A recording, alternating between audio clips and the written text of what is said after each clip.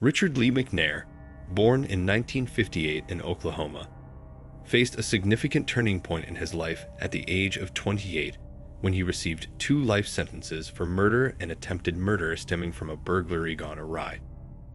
However, McNair gained notoriety for his escapes during his time in prison, managing to evade law enforcement on 3 separate occasions.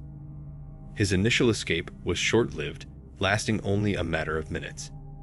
The second attempt differed as he spent 9 months as a fugitive on the run. On April 5, 2006, McNair embarked on his third and final escape. Although successful initially, it proved to be brief. While running on the side of the road, a vigilant police officer, aware of an ongoing escapee situation, noticed McNair and stopped him. Devil. You live around here, buddy? No. Where you live at? Down the road by Pineville. Pineville? Uh-huh. Okay. Do you have any form of identification on you? No, man. All right. What is? We got an escapee. Oh. Where from? Prison. There's a prison here? Yeah. The entire incident was captured on the police officer's dash cam. In an attempt to deceive the officer, McNair desperately fabricated information during their interaction. What's your address? I don't have an address. I'm at the hotel. We're working on houses and stuff like that, roofing. Roofing? Yep. Okay. For my brother. All right. Where are you staying at? That Titusville or Titus Inn? Titus Inn? Little over. Where's that at? I don't even know the address. We just got into town about a week ago, and he dropped me off to jog. I always jog about 12 miles a day. Where did he drop you off at? Up there on that road by, there's some construction going on up there, some houses. And he dropped me off. Who y'all work for? It's his, I know. What's the name of the company? Fields Roofing. Okay. Fields Roofing. Did you go through a briar patch or something? Well, yeah, roofing. I always roof in shorts and cut my scratching up on, the roofing. That's why your knees are all cut up? McNair's adeptness at creating false narratives proved beneficial in convincing the officer that he was not the escaped prisoner. However, a couple of mistakes were made during the conversation. The officer, both at the beginning and end, asked for McNair's name. What's your name? Robert Jones. Robert Jones? Uh-huh. What's your name again? Jimmy Jones. McNair provided 2 different fake names, but the officer did not catch this discrepancy. Ultimately, McNair was let go. When I crossed the tracks down there, I saw you running. I said, well, how lucky can I be? No. I'm not no prison escapee. I'm sorry to have to hold you up, but... Hey, no, I'm just doing my job, man. I know you are. But, yeah, just be careful. You'll probably get stopped again, okay? Don't be alarmed by it. All right. That's our quick line there. Have a good day now. Be careful, buddy. Thank you. All right. With the officer mistakenly perceiving him as a mere jogger. This critical error allowed McNair to remain free for a year and a half. After his eventual discovery by law enforcement, he was sent to a supermax prison in Florence, Colorado, the most secure prison in the United States. Despite his earlier escapes, McNair never attempted another escape from this high-security facility. Dash cam footage captured the response to a 911 call reporting a burning truck. The call came in during the late hours of February 11, 2017, in Glen Heights, Texas. The incident occurred at a Jack in the Box drive-thru, where a truck was engulfed in flames dangerously close to the building. Officer Chris Womack swiftly responded to the call and arrived on the scene. Upon arrival, it became evident that the truck was on the verge of exploding. Thinking quickly, Officer Womack courageously used his patrol vehicle to push the burning truck to a safe distance from the restaurant building.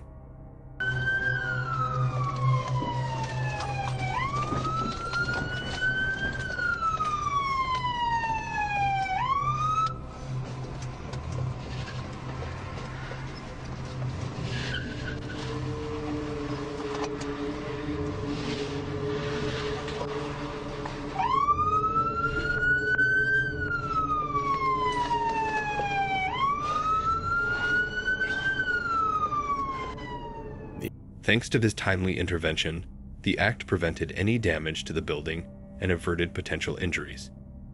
No injuries were reported as a result of Officer Womack's quick and brave actions during this critical incident.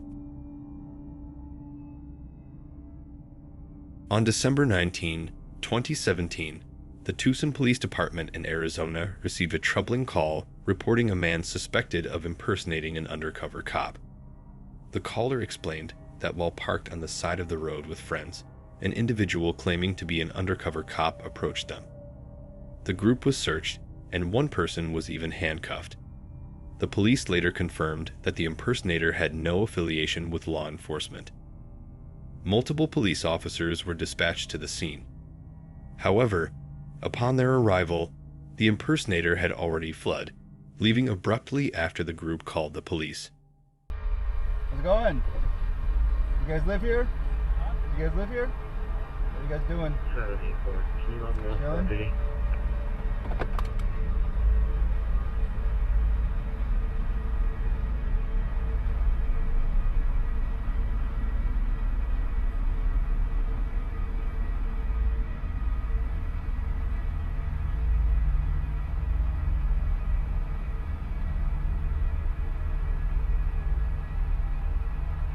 Days later, detectives identified the impersonator and promptly arrested him. With a search warrant, officers confiscated various items used during the incident, including a white four-door sit-in equipped with red and blue flashing lights, a radio earpiece, a baton, and a dash cam. Upon inspecting the dash cam footage, police discovered that it had recorded the entire incident. Moreover, it revealed multiple other instances where the impersonator had pulled over and confronted different individuals.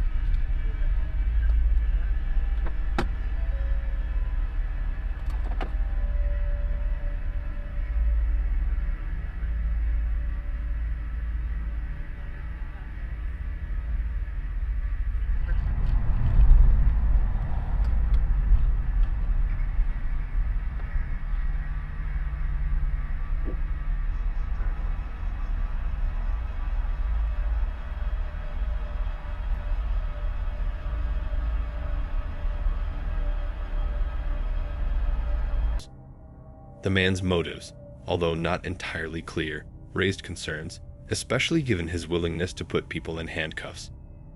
His true intentions remained a mystery. Subsequently, he faced charges of impersonating a law enforcement officer and kidnapping.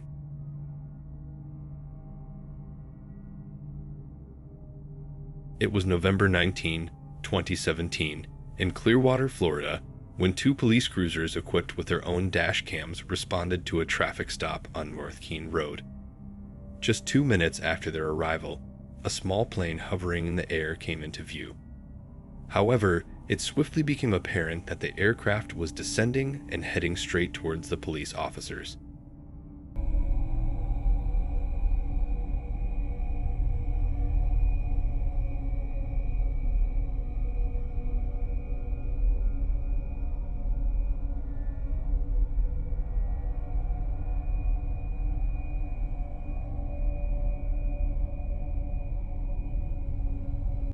The plane's right wing clipped a tree during its descent, causing the aircraft to spin out and forcing it to the side of the road.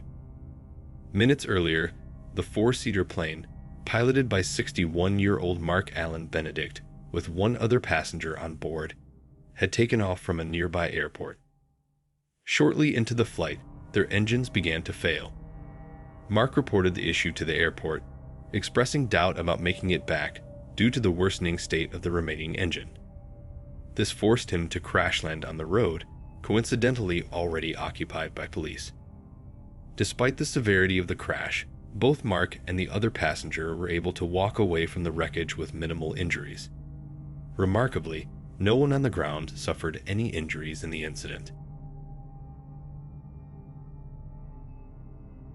In January of 2016, the Lincoln County Police released dash cam footage featuring Deputy Jeremy Gatney, who was on routine patrol in the area at the time.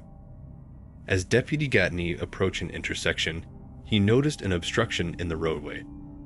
Realizing it was moving and approaching him, He slowed down and activated his lights as he got closer.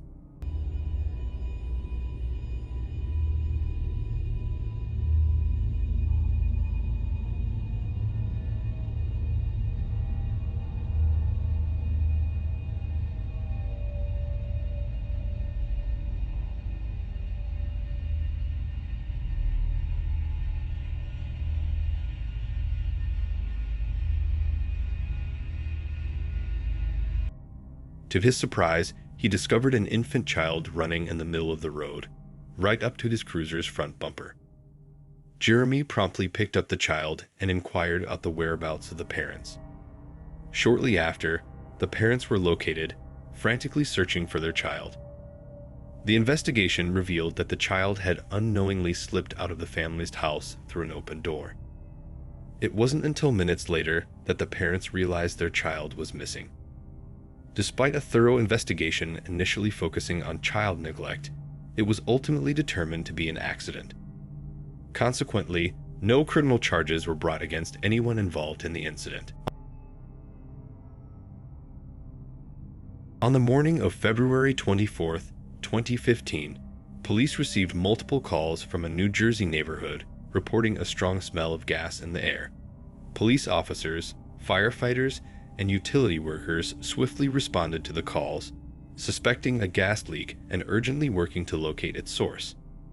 Simultaneously, 75 different homes in the nearby area were evacuated. Caught on the dash cam of one of the responding police cruisers, a sudden explosion occurred.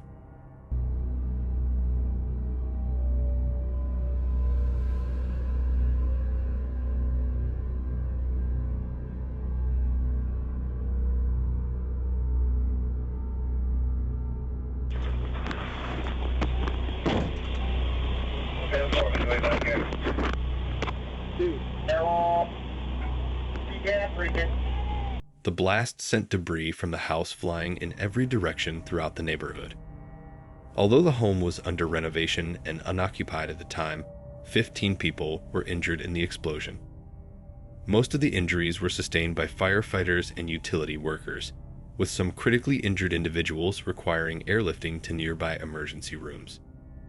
The cause of the explosion was believed to be a 2-inch gas main that had broken.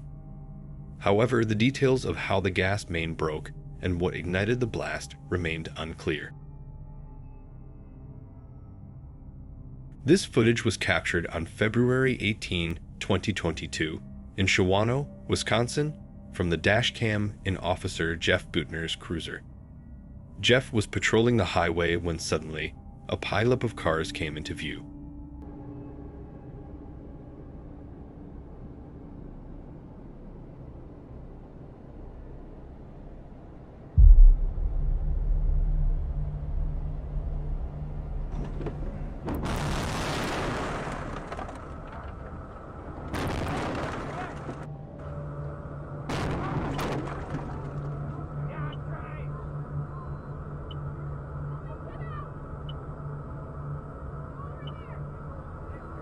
Due to the icy conditions, Jeff, like everyone else, couldn't slow down in time, resulting in a crash.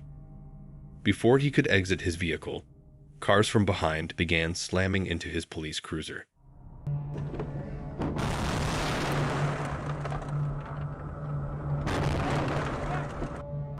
Trapped inside his vehicle, Jeff remained mostly unharmed.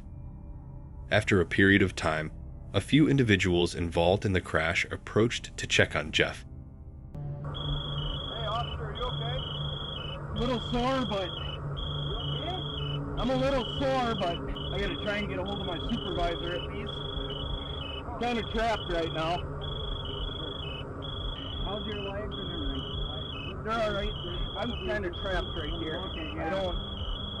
I'm with Shawano PD. I gotta I'll try and get out of here and do what I can to help you guys. I'm sorry, man. I'm trapped right now. That's okay. Hold on. Let me try and get out of my driver's door first. Can you?